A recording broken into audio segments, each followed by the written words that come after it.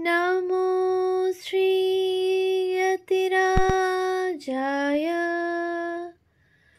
विवेकानन्दसूरये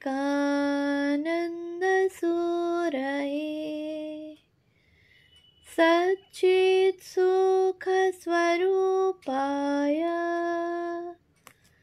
स्वामिने तापहारिणे। পূজনীয় স্বামী গম্ভীরানন্দজি মহারাজের রচনা অখণ্ড শ্রী রামকৃষ্ণ ভক্তমালিকা গ্রন্থ থেকে পাঠ, পৃষ্ঠা সংখ্যা 324, স্বামী তুরীয়ানন্দ। এই ভগবৎ প্রবণতা তিনি শুধু মুখেই শিক্ষা দিতেন না, জীবনেও তাহা প্রতিপন্ন করিতেন। একদিন ধ্যানমগ্ন অবস্থায় তাহার একটি হস্ত কীটদষ্ট হইলে তিনি বাহিরে কিছুই প্রকাশ না করিয়া পূর্ববৎ ধ্যানমগ্ন রহিলেন। কিন্তু পরে বিষের প্রতিক্রিয়ায় হাতটি ক্রমেই ফুলিয়া উঠিয়া জীবন সংশয় উপস্থিত হইল। দৈবক্রমে সন্ধ্যাকালে এক ব্যক্তির তথায় আগমন হইল। তিনি বেদান্তের আকর্ষণে 40 মাইল পথ পদব্রজে অতিক্রম করিয়া শান্তি আশ্রমে উপস্থিত হইয়াছেন। সঙ্গে কিছু ঔষধও আছে। ওইসব প্রয়োগের ফলে সকলে আশু বিপদ হইতে উদ্ধার পাইলেন। সর্বকর্মে ভারতসুলভ ভাবগত দৃষ্টি পাশ্চাত্য জীবনে সংক্রামিত করিবার জন্য তিনি সর্বদা প্রয়াসী ছিলেন।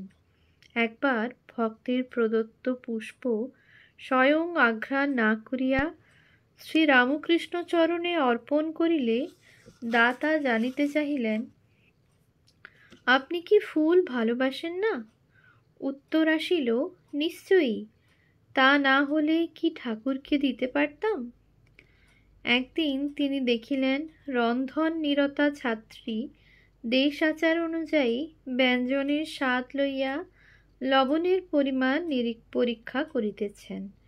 অমনি তাহাকে জানাইয়া দিলেন যে ভারতে দেব উদ্দেশ্যে রন্ধন করা হয় এবং ভোগের পূর্বে কেহ গ্রহণ করে না।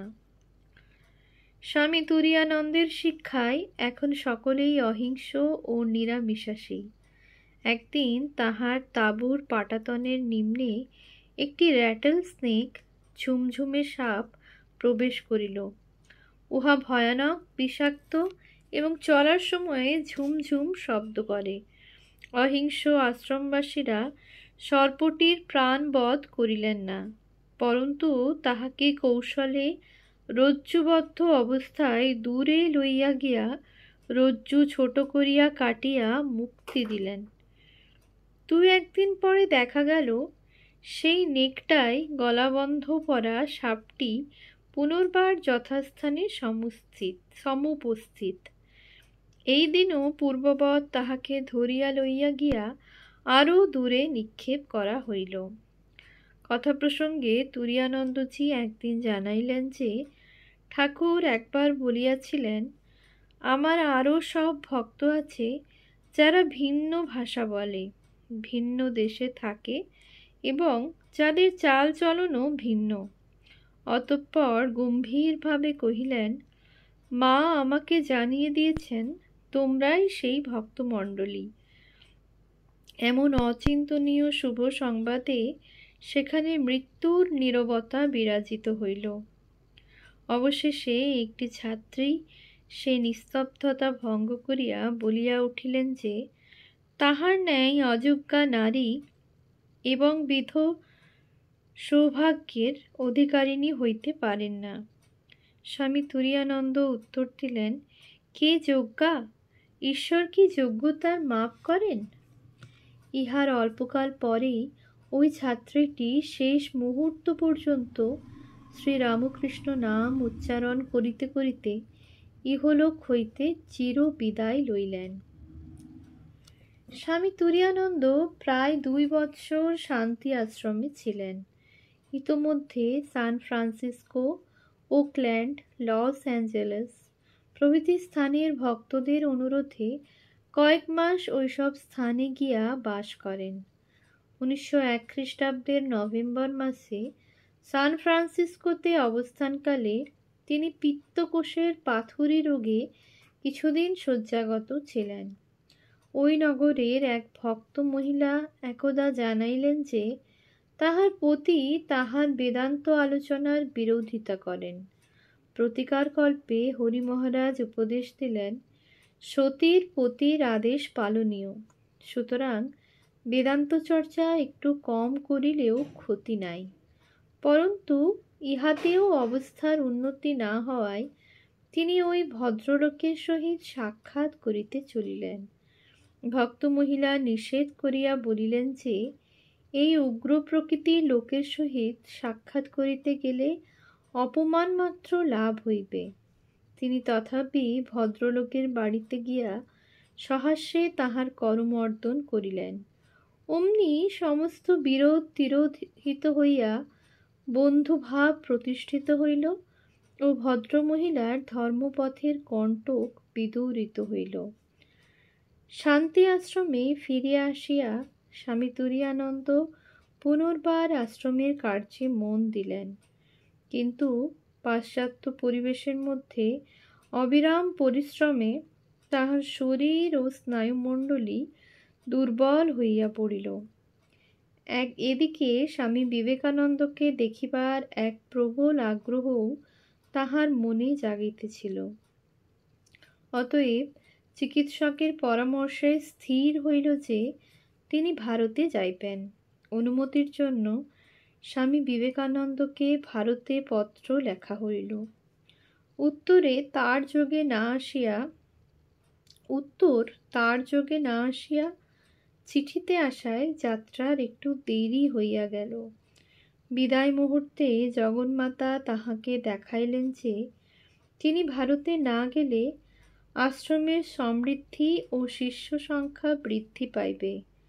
তুরীয়ানন্দ সে কথা না শুনিয়াই সান ফ্রান্সিসকো বন্দরে জাহাজে উঠিলেন। জুন 1902। হৃদয় ভারাক্রান্ত থাকায় বিদায়কালে গুরুদাসকে বলিলেন, জগন্মাতার আদেশ অগ্রাহ্য করে আমি ভুল করেছি, এখন আর উপায় নেই। ভারতে উপস্থিত হইবার পূর্বেই রেঙ্গুনে তিনি সংবাদ পাইলেন যে স্বামীজি ইহলোক ত্যাগ করিয়াছেন। এত আগ্রহ, এত চেষ্টা সবই ব্যর্থ হইল। সুতরাং তিনি স্থির করিলেন যে আর বিদেশে ফিরিবেন না, অবশিষ্ট জীবন ভগবৎ চিন্তাই কাটাইবেন। তদ অনুসারে বিদেশি পোশাক ও ঘড়ি চিরতরে পরিত্যক্ত হইল।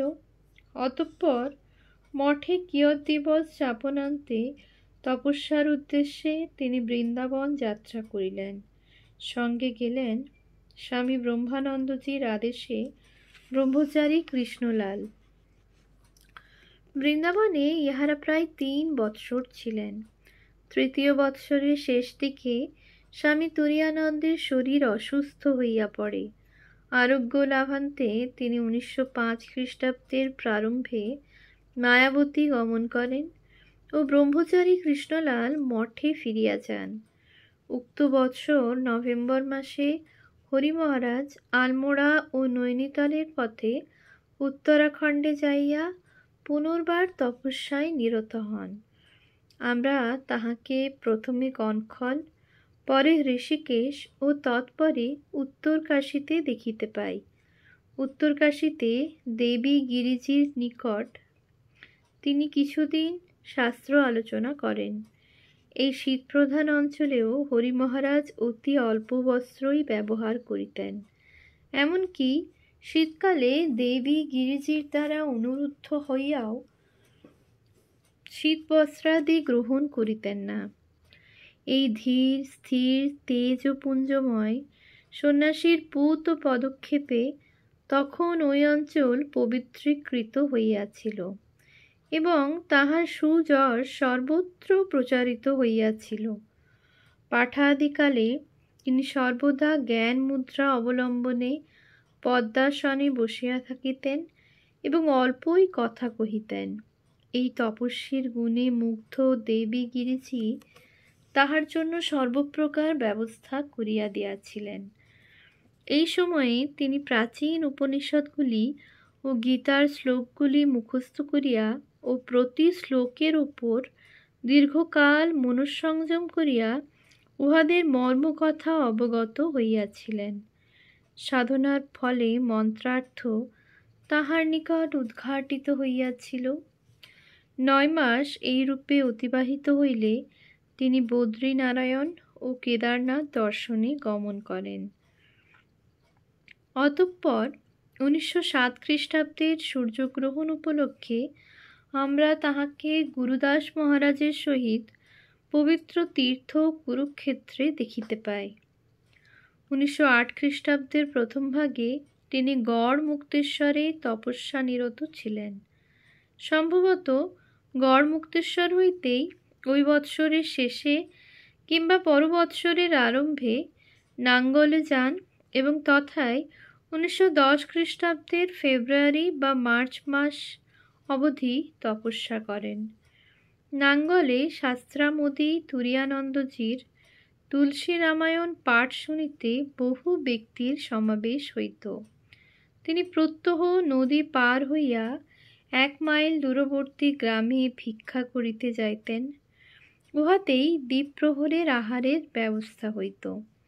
রাত্রে 1 পোয়া দুগ্ধ পান করিতেন, কিংবা কোনো সাধু উপস্থিত হইলে তাহার সহিত ভাগ করিয়া উহার কিয়দংশ মাত্র গ্রহণ করিতেন। বস্ত্রাভাবে তিনি কৌপিন মাত্র পরিধান করিতেন। এক সময়ে উহারও অভাব ঘটিলে সমাগত ভক্তদের নিকট লজ্জা নিবারণের জন্য এক মৃতদেহের পরিত্যক্ত বস্ত্র ছিন্ন করিয়া কৌপিন আকারে পরিধান করেন। এবং প্রকার তপস্যায় ক্লিষ্ট তাহার শীর্ণদেহ একদিন ভিক্ষার্থে বহির্গমনকালে স্বীয় অক্ষমতা জানাইয়া অকস্মাৎ ভূপতিত হইল। তদ্দর্শনে ব্যথিত জনৈক জাট ভক্ত অতঃপর নিজ ব্যয়ে রন্ধনাদির ব্যবস্থা করিয়া দিলেন। 1909 সনের শেষে কঠিন ম্যালেরিয়ায় ভুগিয়া তাহার দেহ অতীব শীর্ণ ও দুর্বল হইয়া পড়ে।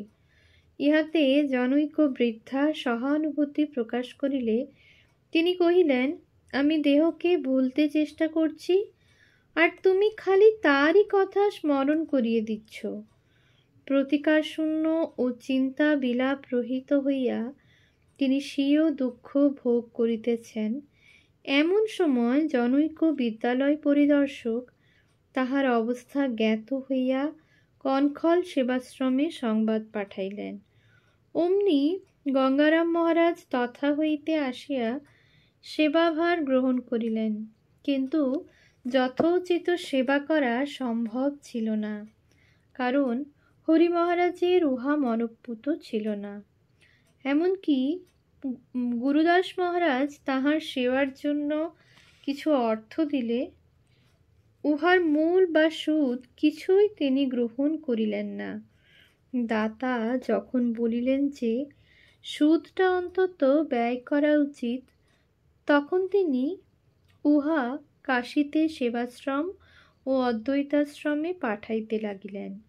ফলত অবহেলায় দেহের অবস্থা এরূপ শঙ্কাজনক হইল যে নাজিমাবাদের জনৈক ভক্ত তাহাকে স্বগৃহে লইয়া গেলেন এবং পরে তাহাকে কনখল সেবাশ্রমে আনা হইল। এখানে আসিয়া তিনি নিরাময় হইলেন।